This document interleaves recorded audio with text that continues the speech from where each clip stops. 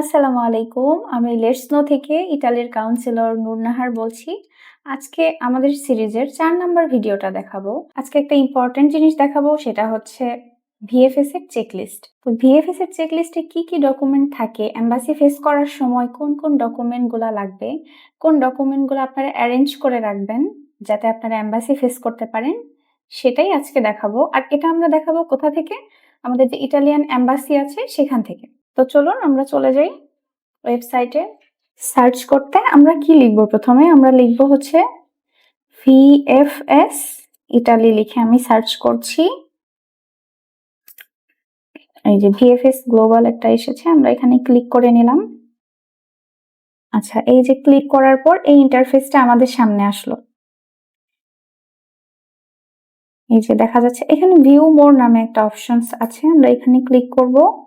এই যে দেখেন যে নিউজ নামের যে একটা হেডিংস আছে, এই নিউজের নিচে দেখবেন যে একটা ওয়েবসাইট কিন্তু এটার মধ্যে আবার লিংক করা আছে। আপনারা যখন এই লিংকে ক্লিক করবেন, এইখানে যে হেডিংটা আছে সেটার বিস্তারিত আপনারা জানতে পারবেন। তো আমাদের ওই সবের দরকার নেই, আমরা নিচে চলে যাব। এই যে দেখেন notice for student visa applicant এটা লেখা আছে। তো আমরা কি করব? আমরা হচ্ছে এখানে ক্লিক করব।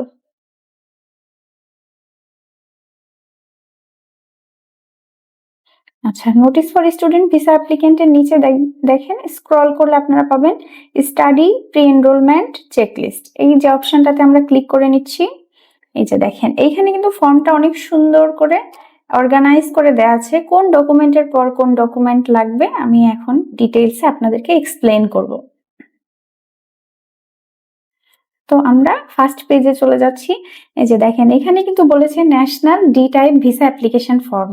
ডি টাইপ ভিসার জন্য আপনাদের এই অ্যাপ্লিকেশন ফর্মটা লাগবে। এই অ্যাপ্লিকেশন ফর্মটা কোথায় পাবেন সেটা আমি আপনাদেরকে দেখিয়ে দিব। তারপরে এখানে লাগবে হচ্ছে আমাদের ফটোগ্রাফ, একটি সদ্য তোলা ছবি। এখানে কিন্তু লিখে দেওয়া আছে যে পিকটার হচ্ছে স্ট্যান্ডার্ড সাইজ, মানে ফটোর স্ট্যান্ডার্ড সাইজটা কি হবে 3.5 ইন্টু 4.0 সেন্টিমিটার, সাদা ব্যাকগ্রাউন্ডের রঙিন ছবি, যেটা হচ্ছে 6 মাসের মধ্যে তোলা হয়েছে। অনেকে কি করে যে স্কুলে পড়াকালীন ছবি দিয়ে দেয়, কলেজে পড়াকালীন ছবি দিয়ে দেয়। ইভেন আমরা হচ্ছে যখন এম্বাসি ফেস করতে যাই আমাদের চেহারার সাথে ওই ছবিটা মেলে না। তো এই কাজটা কিন্তু একদমই করা যাবে না। এরপরে যেটা লাগবে 3 নম্বরে valid passport plus original 1 copy. তো আপনারা হচ্ছে আপনাদের ভ্যালিড পাসপোর্টটা নিয়ে যাবেন।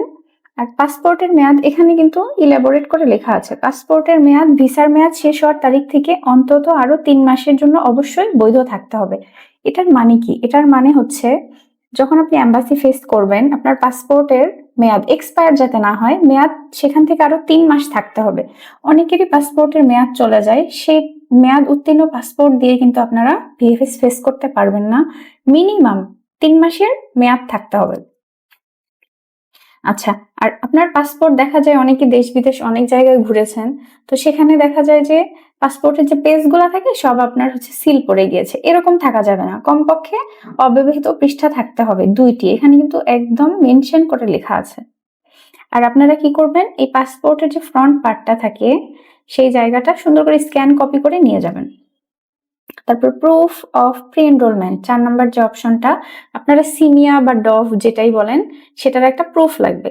সিমিয়া করলে সিমিয়া ডিক্লারেশন যে সার্টিফিকেট ওইটা কিন্তু দিয়ে দেয়, ওইটা হচ্ছে আপনার প্রিন্ট করে নিতে হবে, সেই সার্টিফিকেটটা অ্যাটাচ করতে হবে। আচ্ছা, এটা আপনারা কোথায় পাবেন? ইউনিভার্সিটালি যে পোর্টাল আছে সেখান থেকে কিন্তু ডাউনলোড করে আপনি এই প্রি এনরোলমেন্ট নিশ্চিতকরণ যে রসিদ আছে সেটা কিন্তু ওইখান থেকে নিতে পারবেন। সেখানে টিউশন ফি স্পষ্টভাবে উল্লেখ থাকে, যদিও ইতালির ক্ষেত্রে কিন্তু আমাদের কোনো টিউশন ফি নেই, আপনারা জানেন। কারণ ইতালিতে আপনি অ্যাপ্লিকেশন করলে আপনি কিন্তু স্কলারশিপটা অবশ্যই পাবেন, সেই ক্ষেত্রে আপনার টিউশন ফি ওখানে থাকবে না। আচ্ছা, এরপরে 5 নম্বর স্টেপে আছে assignment of scholarship if applicable, মানে যদি প্রযোজ্য হয়, যদি আপনি বৃত্তি পেয়ে থাকেন কোনো, যেমন মেসে স্কলারশিপ আছে, মেরিট বেসড স্কলারশিপ আছে, সেগুলো যদি আপনি পেয়ে থাকেন সেক্ষেত্রে কিন্তু এই যে চেকলিস্টে যে 7 ও 8 নম্বর ধারায় উল্লেখিত সক্ষমতার প্রমাণ, মানে আপনার স্পন্সরের যে অ্যাবিলিটি, মানে আপনার স্পন্সর যে হচ্ছে আপনাকে পড়াশোনার জন্য সম্পূর্ণ টাকা প্রোভাইড করছে, সেই সার্টিফিকেটটা কিন্তু দেখাতে হবে।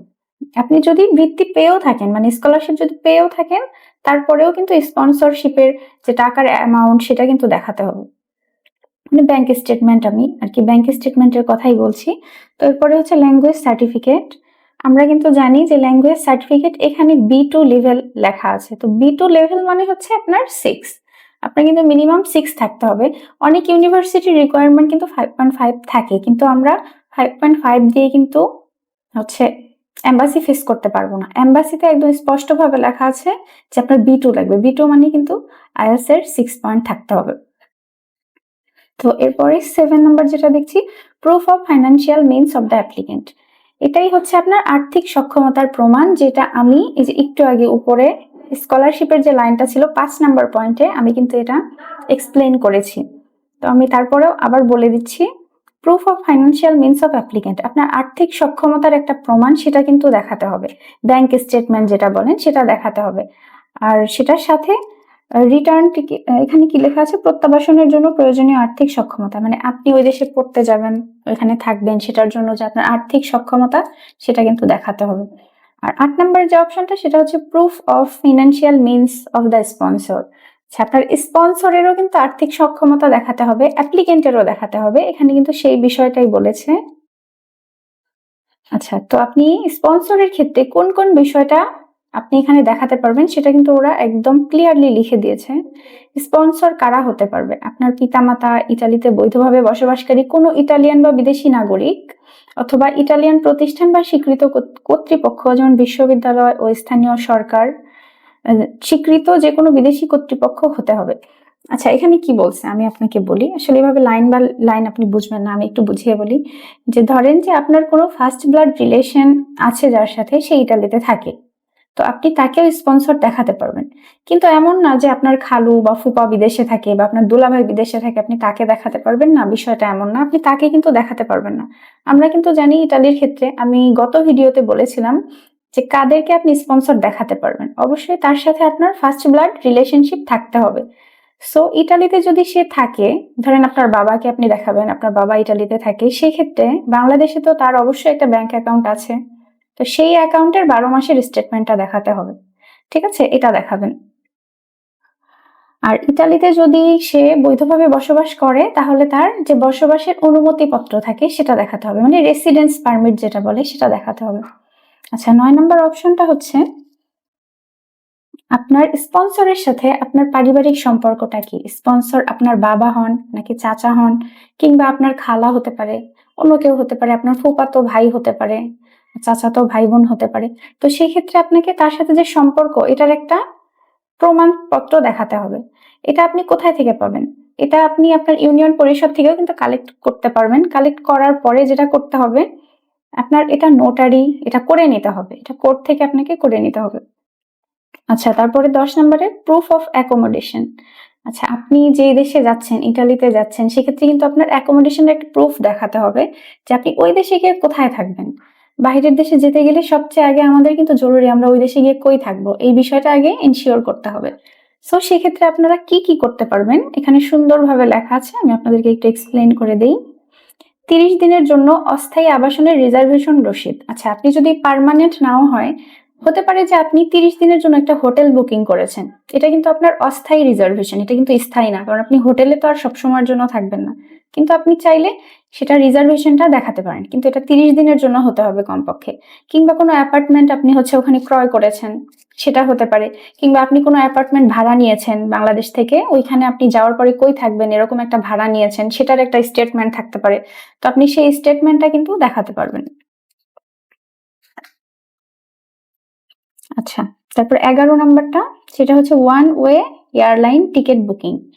আপনি কিন্তু এই যে যাওয়ার সময় যে আপনার টিকিটটা লাগবে, সেই টিকিটের একটা প্রমাণ এখানে দেখাতে হবে, এখানে যে হ্যাঁ আপনি টিকিটটা কেটেছেন।